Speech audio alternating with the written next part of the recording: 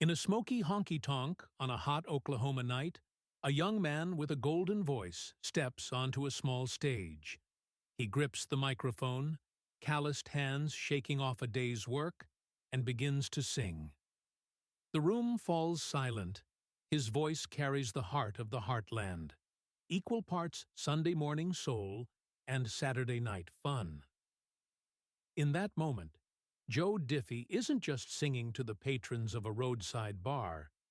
He's singing to all of us, the lovers and the dreamers, the pickup truck cowboys, and the everyday folks waiting on ships that don't come in. Little does he know, this Oklahoma sun is on the cusp of becoming a 90s country legend, with songs that will make us laugh, shed a tear, and remember what truly matters.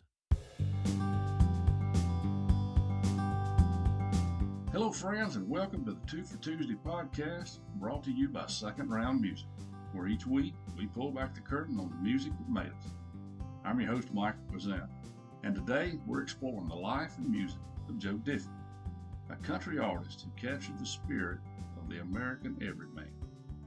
And in this episode, we'll journey through Joe Diffie's upbringing, his early influences, witness his rise to fame on the national stage, and dive deep into two of his most iconic songs, the poignant ballad, Ships That Don't Come In, and the rocking anthem, Pickup Man. And by the end of our time together, you'll understand how Joe Diffie's music, with a blend of honky-tonk humor and heartfelt honesty, helped shape the soundtrack of our lives. Now, before we get started on today's episode, I want to take a minute to say that I hope you enjoyed Chris Allen, my guest host from last week.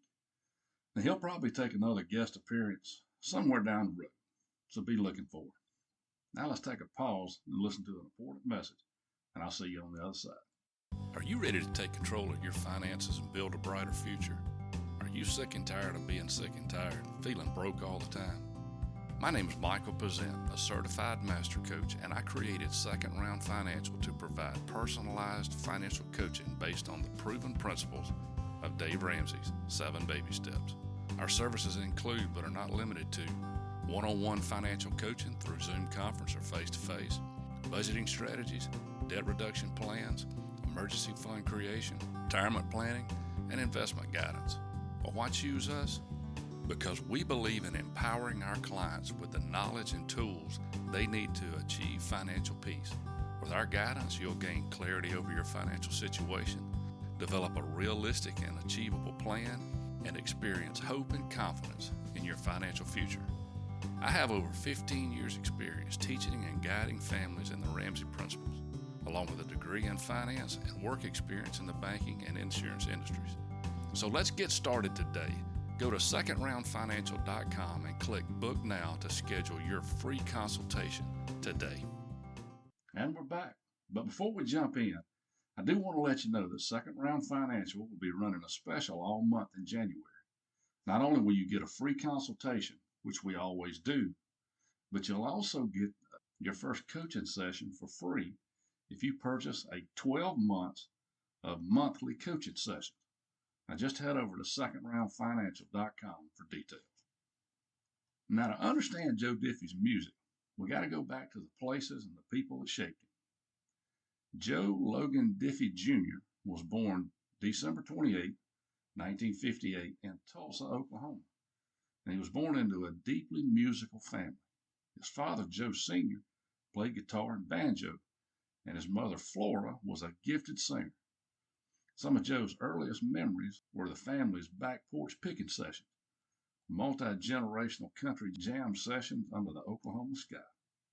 And it was no surprise then that young Joe would join in. And at just 4 years old, he gave his first public performance, confidently singing You Are My Sunshine with his aunt's country band. And the experience lit a fire in him. The music was just in his blood. But Joe's childhood was anything but subtle. His father's work as a teacher, a rancher, a truck driver, and a welder kept the family on the move across the country. And by the time Joe was in grade school, he had lived in Texas, then far off Washington State, then up north in Wisconsin. before returning to Oklahoma in his teens. And each new home brought new sights and sounds. And in Texas, he soaked up the strains of Western swing and Lone Star country. In the Pacific Northwest, he encountered rock and folk influences. And in Wisconsin's heartland, he felt the loneliness of being a new kid. And that was a feeling he later poured into his more introspective song about longing and belonging. And through all the moves, one thing remained constant. Joe always found refuge in music. He'd sing along to his dad's record collection and hop on stage with Aunt Dawn and Anita's band whenever he could. The transient life gave Joe a deeper understanding of ordinary people's struggles and dreams, themes that would permeate his music. By high school, back in a small Oklahoma town called Velma, Joe had grown into an all-American boy. He played football, baseball, played golf, ran track, and he even earned the title of Best All-Around Male Athlete his senior year. I didn't expect Joe to be the athletic type. Anyway, even as he excelled in sports, Joe never gave up on music. And he spent weekends not just at practice, but also jamming in a garage rock band called the Blitz, blasting covers of Deep Purple and ZZ Top for classmates. Imagine Joe Diffie, future country star, as a teenager in the 70s with shaggy hair, rocking out to heavy guitar riffs. That teenage rock and roll streak instilled in him a love of showmanship and a wide musical palette, from stone cold country to southern rock. Its versatility we'd later hear in his records. Now, after high school, Joe tried following a more traditional path, and he enrolled in Cameron University, initially eyeing a career in medicine. But life had other plans, and he fell in love and married at just the age of 18 in 1977. And soon the responsibilities of a young family pressed on him. Joe left college before graduating, and in true working class fashion, he took whatever job he could to pay the bills, working long, gritty hours in the Oklahoma oil fields, driving a cement truck in the oil patches of Texas, and sweating in an iron foundry back in Oklahoma. By day, he was a laborer in steel-toed boots, but by night, he was a musician with dreams still flickering. Even as he labored, Joe never abandoned music. In his off hours alongside his father, he built a small recording studio, fittingly named Southwind, and he cobbled it all together right by himself. Thereafter, clocking out from the foundry, Joe would fine-tune the songs spinning in his head, and he joined a gospel group called Higher Purpose, and he sang the Lord's praises in rich harmony on Sundays. And he also fronted a bluegrass band called Special Edition, where his country roots truly flourished. And in 1983, Special Edition recorded an album called Sweet Alice Chalmers. Now that's a nod to the classic Orange Tractors, Joe's voice ringing clear on lively bluegrass numbers and heartfelt covers of George Jones country tunes. Now they even cut a second album in 1985. All the Good Times Are Past and Gone, which featured a couple of Joe's own compositions. Now those records, released on a tiny label and recorded right there in Joe's homemade studio, didn't turn him into a star, but they earned him a reputation around Oklahoma as a genuine talent, as a guy who could pick a guitar, bend a bluegrass harmony, and write a pretty dadgum good country song too. Now, Joe's foray into songwriting was starting to pay small dividends, and he mailed demo tapes of his songs to Nashville publishers, hoping somebody might listen.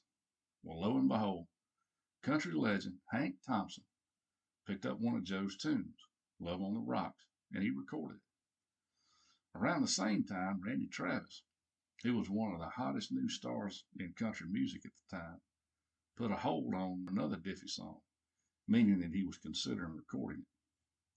And that kind of interest was a huge encouragement. But just when it seemed Joe's music dreams might spark, life dealt him a heavy hand.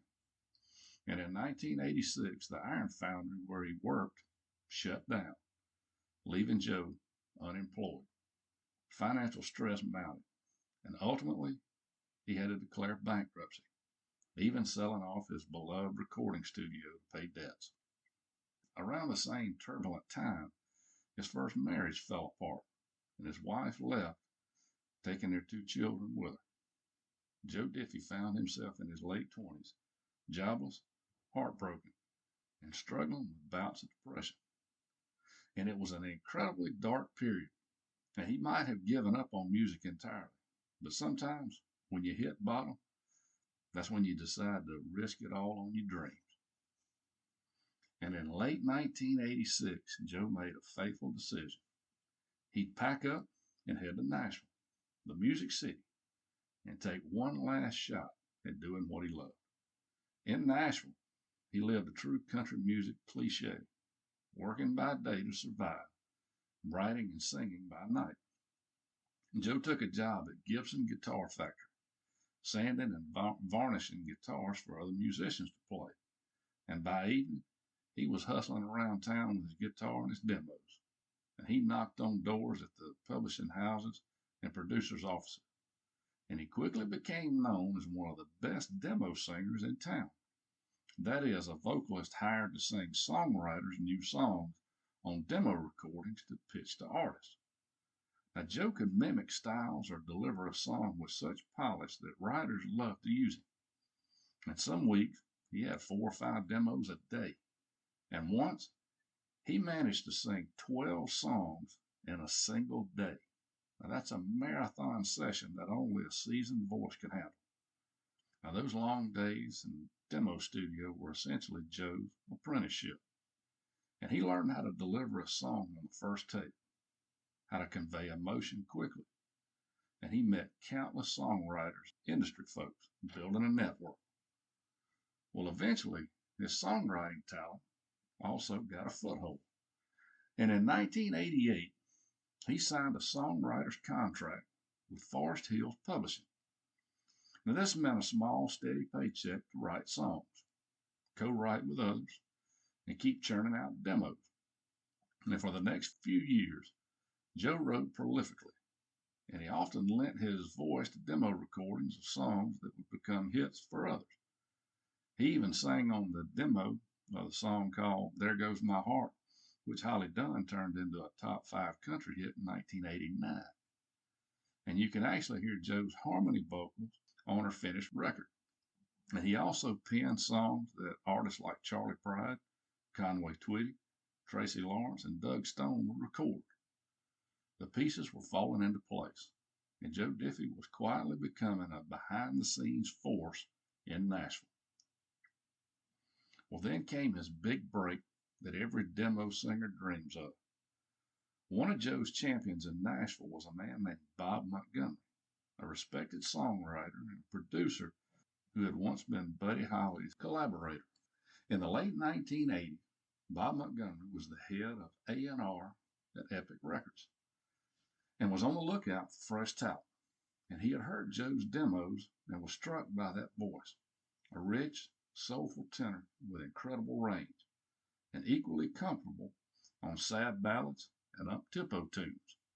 Montgomery believed strongly in Joe Diffie, and in 1989 he signed Joe to Epic Records as a recording artist. And that Joe was about to go from making demos for other singers to cutting hits of his own. And in the summer of 1990, Joe Diffie entered the studio as the artist this time. This was to record his debut single, Home. Now, the song, a slow, reflective ballad, told of a man's nostalgic memories of a simple childhood home. And it showcased Joe's tender storytelling side. When Home hit country radio, it struck a chord, and listeners loved its sincerity and the soaring way that Joe delivered it. And by late 1990, Home reached #1 on the Billboard Hot Country chart, staying at the top for 2 weeks. Now, it was an astonishing debut. Joe Diffie had arrived, seemingly overnight, as a new voice of country music's new traditionalist era. And by age 32, he decided, After decades of hard work and heartbreak, Joe was an overnight success, years in the making. Now, his first album, titled A Thousand Winding Roads, which is a fitting name for his journey, produced a string of hits. Country fans fell in love with Joe's smooth yet emotive voice. His second single, If You Want Me To, was a weepy country heartbreaker that climbed to number 2. Then he showed his upbeat side with If the Devil Danced in Empty Pockets, a clever, danceable tune that gave Joe his second number 1 hit in 1991. And by this point, critics were already calling Joe Diffie a singer's singer, someone who could tackle hardcore country ballads or western swing romps with equal ease. Now, he was steeped in country tradition, yet fresh enough to ride the wave of the early 90s boom. And off stage, he was as unpretentious as they come. He even humorously titled his second album, Regular Joe, released in early 1992 to emphasize his everyman persona. Joe often said he saw himself not as a superstar, but simply a guy fortunate enough to make a living playing music. And audiences loved that about him. In an era of exploding arena acts, Joe Diffie remained the down-to-earth country boy with a big voice and a bigger heart. Through 1992 and 1993, Diffie's career kept rising. His Honky Tonk Attitude album in 1993, and then Third Rock from the Sun in 94, churned out hit after hit, from barroom anthems like Honky Tonk Attitude and the irresistibly silly John Deere Green to emotional ballads like So Help Me Girl. And he became known for novelty songs with a sense of humor, earning the affectionate nickname of Joe Diffie from some in Nashville for a penchant for fun hits. And he also continuously delivered serious, high-quality country songs that proved his mettle as one of the genre's best vocalists. And by 1993, he was invited to join the Grand Ole Opry, a crowning achievement that recognized him as part of country music's beloved tradition. On stage at the Opry, Joe stood alongside legends and held his own with that easy charm and powerhouse voice. Yet even at the height of fame, Joe Diffie stayed a regular Joe.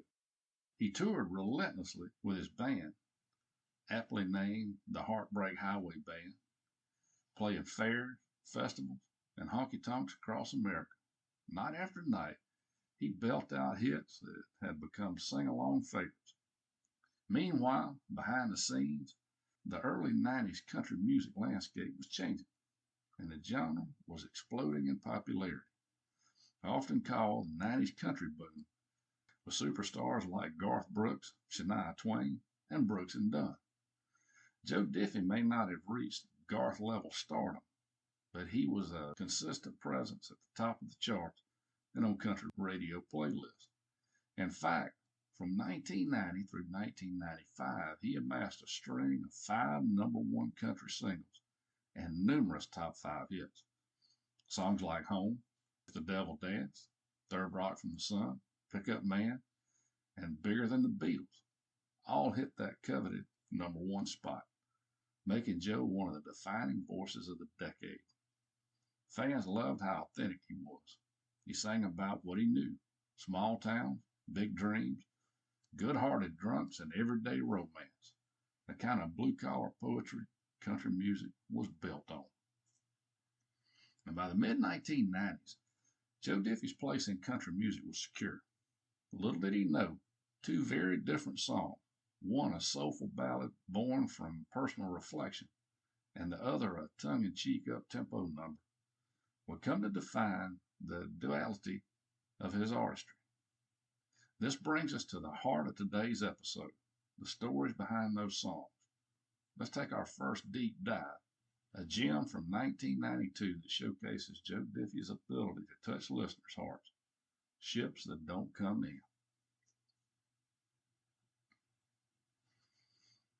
Now, Ships That Don't Come In was not written by Joe Diffie himself, but by two Nashville songsmiths, Dave Gibson and Paul Nelson. Now, the partnership between Gibson and Nelson turned out to be magic. As it happens, the day they wrote Ships was the first time they'd ever sat down to write together. And according to songwriter Dave Gibson, he and Paul were initially working on a completely different song idea, but it just wasn't clicking. Now, frustrated, Gibson stopped and told Nelson, "I know you got something better than that notebook of yours." Nelson hesitated, but he mentioned the title he jotted down in his book, Ships That Don't Come In, and Gibson's eyes lit up. What a killer idea, he thought. Now, the two writers began to talk about what that phrase could mean, and to them, it invoked missed opportunities, the people who wait and wait for good fortune or a dream that never materializes. And they wanted to capture a sense of heartache, but also gratitude, a realization that even if life doesn't give you everything you hoped for, you should be thankful for what you have. And in a burst of inspiration, Gibson later would call it a gift from God. I agree with that. They penned the song in a couple of hours. Gibson strummed the melody as Nelson offered up lines he had been holding on to. And by the end, they had crafted a heart-wrenching narrative. A young man and an old war veteran sharing drinks in a bar, telling stories of regrets and roads not taken, and finally toasting to those who wait forever for ships that don't come in. Now, one poignant detail in the lyrics nearly derailed this song's chances. A single off-color word you didn't typically hear in country songs. And in the second verse, the lyric went, "We bitch about $1 when there's those without a dime." This blunt choice of words that I just read through, meaning to complain, gave some in the industry pause. In fact, Gibson later revealed that for a while, no one would record the song because of that one word. And it was pitched to huge stars like Alabama and the Oak Ridge Boys. But their producers worried country music wouldn't play the song that said, well, you know, even in its context. This was uncharted territory. And by the late 80s, no major country hit had used that particular word on air. But Dave Gibson and Paul Nelson believed in their song so strongly, they refused to change the lyric, and they felt it was honest. People don't gripe about small things, unaware of others' real hardships. This was the whole point of the line. So then enter Joe Diffie. And by 1992, Joe was coming off a run of successful singles and looking for standout material for his second album, Regular Joe. His producer, Bob Montgomery, heard Ships That Don't Come In and was deeply moved by it, and so was Joe. Now here was a chance to show a more serious side of Diffie's artistry, to prove that he could deliver a career song with the gravitas of classics by Haggard and Jones. And they decided to cut the song with the lyric intact. And it was a brave move, but it was one that paid off. Now, recording Ships That Don't Come In took place during the sessions for the Regular Joe album in late 1991. The studio that was chosen was the Bennett House in Franklin, Tennessee, just south of Nashville. And it's a historic old house turned into a recording studio, with its wood-paneled rooms provided warm acoustics for country ballads. Now, under the guidance of the producers, Bob Montgomery and Johnny Slate, Joe Diffie assembled some of Nashville's finest session musicians to bring the song to life. The lineup consisted of music legends like Jerry Douglas on the dobro, Hall of Fame fiddle player Robert Jenkins, whose name's been mentioned several times in this podcast, Hall of Fame pedal steel player Paul Franklin, and the most recorded session guitarist of all time, Brent Mason. One notable moment in the song's climax, Diffie holds a sustained high note, the word forever, in the final chorus. Now, it's a challenging vocal feat, but Joe nails it with power and clarity. In fact, when Joe performed the song live at an awards show in 1992, that glorious high note drew an audible gasp and cheers from the audience. Now, he could hold it seemingly endlessly. Now, that's a mark of Joe's gospel home pipes and years of singing in smoky clubs. Now, he had both the technique and the soul. Released on Epic Records as part of the Regular Joe album, the song carried the label's full support. Epic, known for nurturing traditional leaning artists like Diffie, allowed the song to shine without adding any pop overproduction. And the final recording of Ships That Don't Come In runs about 3 minutes and 39 seconds. Every second is filled with authenticity.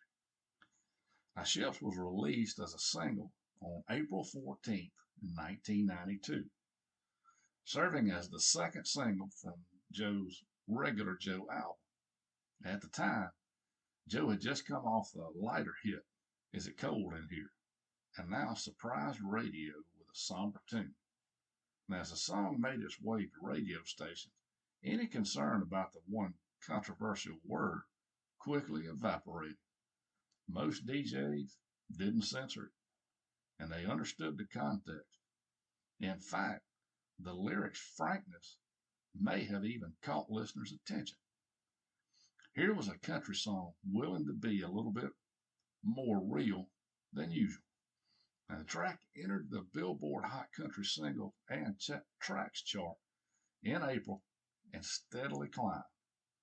And by July 1992, Ships That Don't Come In had sailed all the way to the top 5, peaking at number 5 on the Billboard chart. And it charted for 20 weeks, a sign of its strong radio longevity. For a ballad in an era dominated by line dance anthems, this was a strong showing. Ships proved that Joe Diffie wasn't going to be pigeonholed just as the guy who sings fun songs. He could deliver artistry. Critics praised the song's sincerity. Country Universe, in retrospect, called it an extraordinary ballad, moving, empathetic, and more than a little heartbreaking, noting that the message was appreciating the opportunities one has, even as others never get theirs. And that was especially resonant during the early 1990s recession that many Americans were experiencing. And indeed, like other great songs of that period, think Feed Jake, a song by Confederate Railroad, or Cafe on the Corner by Sawyer Brown. It spoke to hard times and hope. But Diffie's hit was one that made it to the very top among those other songs, underscoring its broad appeal. Now, sales-wise, Ships That Don't Come In helped the Regular Joe album achieve gold certification by the RIAA. Now, the song became a staple of Diffie's repertoire. Every concert, fans would be waiting for the moment that he would sing For Those Who Wait Forever, and that big note, and he delivered every time. Though Ships didn't win any major awards, it wasn't the CMA Song of the Year or anything like that. It did garner something perhaps more enduring, deep admiration from the country music community. It further cemented Joe's credibility as a top-notch vocalist. And in 1993, Joe was invited to perform Ships That Don't Come In on national television at the Academy of Country Music Awards. Standing under the spotlight in a black cowboy hat, he gave a stunning performance. One could hear a pin drop as he sang until that final note, when the audience erupted in applause. Such moments showed Diffie's peers and fans alike held the song in high esteem. Now, over the decades, Ships That Don't Come In has remained one of Joe Diffie's most beloved songs, particularly among those who appreciate the storytelling tradition of country music. Its legacy is found in the quiet impact it had on listeners' lives, sometimes in remarkable ways. For instance, country artist John Berry, known for his 1994 hit, Your Love Amazes Me, vividly recalls hearing Ships That Don't Come In on his truck radio one night in 1992 and being so inspired by its message that he decided to pursue a record deal in Nashville. Barry was playing club gigs around Georgia at the time, and he says that when he heard Joe sing, "Those who stand on empty shores and spit into the wind, and those who wait forever for ships that don't come in," it hit him hard. And he realized he didn't want to be one of those people whose dreams never arrive. And he went home and told his wife, "We need to make a change." And soon after, he started knocking on doors in Nashville, much like Joe had. And within a year or two, John Barry had his own recording contract. And he credits Joe Diffie's song for giving him the courage to dream bigger. Now that's an incredible real-life example of a country song altering someone's course. The song's cultural resonance persists. It's often cited on lists of essential 1990s country ballads. Unlike some hits that fade with their era, Ships endures because its theme is timeless. Every adult can relate to reflecting on what might have been and counting blessings that did come. The phrase, "ships that don't come in," has even entered the lexicon as a way of describing a lucid dream. And in the years after its release, many up-and-coming country artists look at Joe Diffie as an influence, and often this was the song they point to. Jason Aldean, for example, who was a teenager in the 90s, would later reference Joe Diffie repeatedly, even dedicating a song called 1994 celebrating Diffie's hits. Contemporary stars like Luke Combs and Ashley McBryde have spoken about loving Diffie's catalog, and it's songs like this that show why. Combs, in particular, admired the honesty in Diffie's music. Perhaps one of the most touching tributes to the legacy of Ships That Don't Come In came long after Joe had left the peak of the charts. In 2020, Joe Diffie tragically passed away at the age of 61 from complications of COVID-19, becoming one of the first high-profile country artists to fall victim to that pandemic. The country music world was heartbroken, and in the wake of his death, many fans and artists replayed Joe's songs in tribute. While a lot of people cranked up the fun hits like Pickup Man and John Deere Green, others were drawn to the wisdom and comfort of Ships That Don't Come In. And it was a song about loss and gratitude, which felt painfully out. Then in early 2024, something remarkable happened. Toby Keith, a fellow Oklahoman and country superstar, and Luke Combs, one of today's biggest stars, joined their voices on a new rendition of Ships That Don't Come In. This was part of a project called Hicks Tape, Volume 3. And this was a tribute that paired contemporary artists with Joe Diffie's archived vocals in famous songs. Toby Keith, who was battling serious illness himself, recorded his part as a final love letter to his late friend Joe Diffie. And in fact, it turned out to be Toby Keith's last ever studio recording before he passed away in 2024. When this duet was released and then featured on an NBC special honoring Toby Keith, audiences were incredibly moved. Seeing a visibly frail Toby Keith summoned the strength to sing this song alongside Luke Combs, with Joe Diffie's original vocals woven in, was a full circle moment. It shone a spotlight back on Ships That Don't Come In more than 30 years after it was written, underlining how enduring its message is. Dave Gibson, the song's co-writer, said he had to pinch himself. After all of these years, the song might find a whole new audience through his collaboration. To this day, Ships That Don't Come In is frequently cited as one of the great country ballads of the 1990s. And it showcased Joe Diffie's range, not just as a vocalist, but as an artist who respected a great song when he found one, and who had the courage to record something profound even when others shied away. It was proved that country music at its best, gives us stories with lessons. And in this case, the lesson is delivered by an old man in a bar in a song.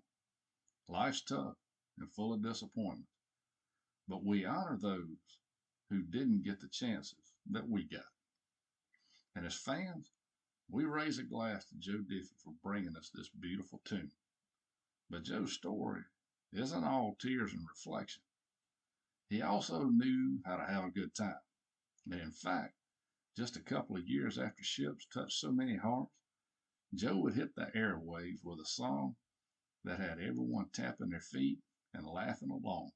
To see the other side of Joe Diffie's musical coin, let's move to our second deep dive song, the joyous, no-holds-barred hit, Pickup Man.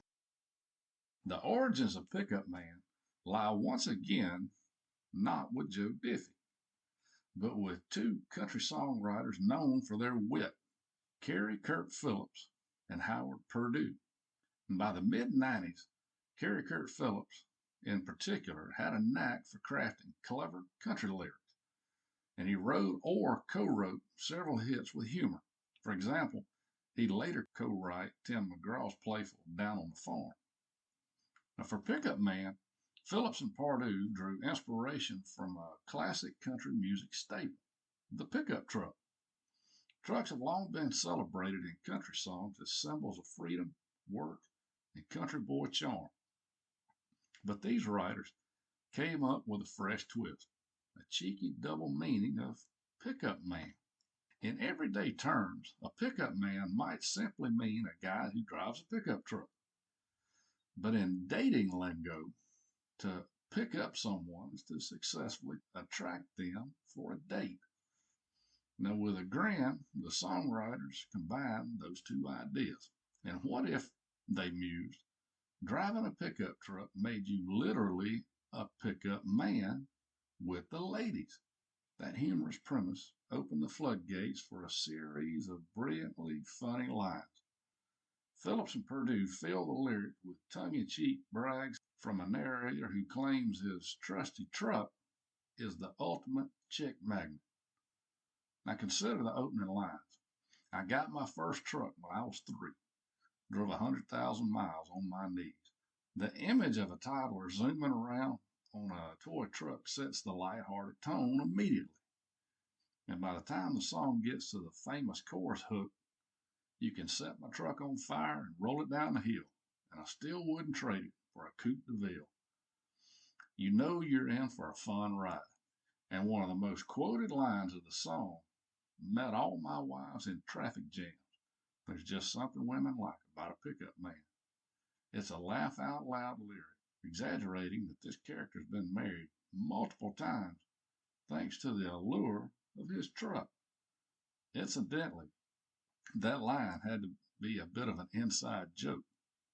Joe Diffie himself had been married a few times by then, a fact not lost on country music fans or the songwriters, and Joe was a great sport about it, and he could poke fun at himself. So when Phillips and Purdue finished writing Pickup Man, they knew they had a potential hit, and the song's up-tempo, good time feel, and cleverly crafted lyrics practically begged for an entertainer with personality. And who better than Joe Diffie? Joe had already shown his flair for novelty songs with earlier hits like Honky Tonk Attitude and John Deere Green. And he had a sparkle in his voice that could sell a fun song without sounding corny. So when Pickup Man was pitched to him for his upcoming album, Joe jumped on it like a dog jumping into the bed of a pickup. And he saw that the song was a perfect match for his brand, a celebration of country living with a wink. Now it's worth noting the context. And by 1994, country music audiences loved these kinds of boot-scooting, light-hearted songs as much as the ballads. Line dancing was in vogue. Country music videos were exploding on CMT, and a humorous song could rocket to the top just as easily as the serious ones would. Joe and his team knew Pickup Man had all the ingredients for a smash hit. A catchy melody, a relatable subject. I mean, who doesn't love a pickup in country land? And endless quotable lyrics. Now, Joe recorded Pickup Man as part of his fourth studio album, Third Rock from the Sun, which came out in 1994. Now, the recording took place at the Sound Shop Recording Studios in Nashville. It's a studio known for producing many 90s country hits. Now, much of the production of this song was very similar to Ship's. The producers at the helm were again Johnny Slate and Bob Montgomery, and many of the session players were the same: Brett Mason, Paul Franklin, etc. Although this time, the fiddle was played by another legend, Stuart Duncan. Now, the track was released on the Epic Records label, which by 1994 had fully embraced the commercial country sound. Epic's team ensured that the production of Pickup Man could compete with any hit on the radio. It's polished, but it's not overproduced. And they kept the country instrumentation front and center, resisting any urge to water it down with pop elements. And that was wise. The song's authenticity is part of its charm. Now, Pickup Man rolled off the assembly line and into country radio on October 17, 1994. And it was the second single from Joe's album, Third Rock from the Sun, following the title track, which had already been a chart topper. If Third Rock from the Sun, a chaotic rocking song about earthly misadventures, had primed the listeners, Pickup Man truly delivers the goods, and the timing was perfect. Released in the fall, it rode a wave of momentum into the holiday season and the new year, and the song shot up the charts.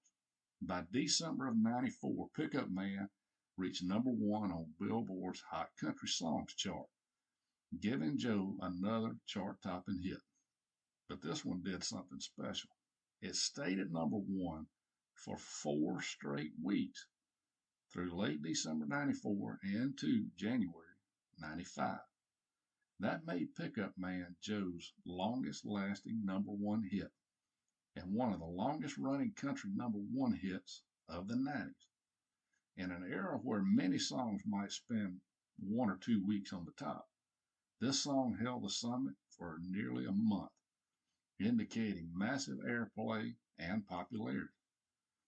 In terms of sales, Pickup Man was a hit in the days when country singles were mostly measured in radio play and in album sales it generated. Third Rock from the Sun, buoyed by Pickup Man's success, achieved platinum status. Many who might not have bought Joe's earlier records went out and grabbed this one, thanks to back-to-back punch of fun hits it contained. The music video, which became a staple on CMT and TNN, also propelled the song's popularity. Filmed largely in a drive-in theater in Lewisburg, Tennessee, the video shows Diffie performing with his band on the drive-in screen while pickups roll in, filled with enthusiastic country gals and guys. It even included a hilarious cameo. The same actor who played the dead man propped up in Joe's prior video, Prop Me Up Beside the Jukebox If I Die, is seen lounging in a pickup truck bed in Pickup Man. A little inside joke tying Joe's fun songs together. Now, the video's lighthearted party atmosphere helped cement Joe's image as a good time guy with a great sense of humor. Hey guys, thank you for listening today, and I hope you're enjoying this podcast. If you are, please subscribe or follow the podcast, click the like button, share it with other music lovers, and please consider giving it a 5-star rating so we can reach a bigger audience. Now back to the show. Pickup Man left tire tracks across the country culture that are visible even today. For one, the phrase itself became synonymous with Joe Diffie. It became his nickname of sorts. Fans would shout Pickup Man at shows, and if he appeared on a country award show, odds were the house band might play a riff from Pickup Man to introduce him. The song's enduring popularity is evident in how often it's referenced and reused. In 2005, more than a decade after its release, Applebee's restaurant chain picked Pickup Man for a national TV commercial campaign, Now, they rewrote the lyrics to advertise their car side to go service, curbside pickup for takeout orders, which was a pretty clever play, since the song already had the association with vehicles and convenience. Hearing "There's Something Women Like About a Pickup Man" on a TV ad while someone brings ribs out to a truck was a fun wink to country fans, and it showed that Pickup Man had permeated the mainstream enough to be used in advertising. Moreover, Pickup Man has become something of a country line dance standard in countless country dance halls across America and even abroad. You'll find line dances choreographed to the song, and its steady beat and joyful spirit make it an evergreen choice to get a crowd moving. Now, when Joe Diffie passed away in 2020, tributes poured in, and nearly all of them mentioned Pickup Man. It's the kind of evergreen hit that even casual country listeners know. Many artists in memorial posts quoted the lyric, "There's something women like about a pickup man," with a wink and a toot. Because beyond the fun, for lots of us, Pickup Man represents an era of country music that was joyful and united people in good times. It's hard not to be in a good mood when this song's played. Now, in summary, Pickup Man solidified Joe Diffie's legacy as a country music entertainer. If Ships That Don't Come In was Joe's bid for artistic respect, Pickup Man was his ticket to ubiquity. The song that ensured his name would always be recognized in the pantheon of country greats. Together, the two songs show the remarkable breadth of Joe Diffie's talent, from making us cry in our beer to making us holler with laughter. So there you have it, the story of Joe Diffie, a man who could break your heart one minute and crack a grin the next. From a back porch singing Oklahoma kid to the demo singing scraping by in Nashville, to the country star who gave voice to both our deepest regrets and our silliest joys. Joe's journey was winding as the roads he sang about. We've seen how his upbringing in the heartland and the years of hard work shaped an artist who was authentic to the core, a regular Joe who never forgot where he came from. And we followed him through the honky-tonks and recording studios, witnessing those breakthrough moments when the world discovered what Oklahoma locals had known for years. This man could sing a country song like few others. And we took a deep dive into Ships That Don't Come In, a ballad that captured Joe's empathetic soul. In that song, over the cry of a steel guitar, he taught us about gratitude and remembrance, raising a glass to dreams deferred and the unsung heroes among us. It's a song that still brings a lump to your throat, knowing now that Joe himself would face hard times and yet count his blessings. When we switch gears to Pickup Man, the feel-good anthem that had us all singing along, celebrating the quirks of country life, a trusty truck, a sense of humor, and a catchy chorus that refuses to quit.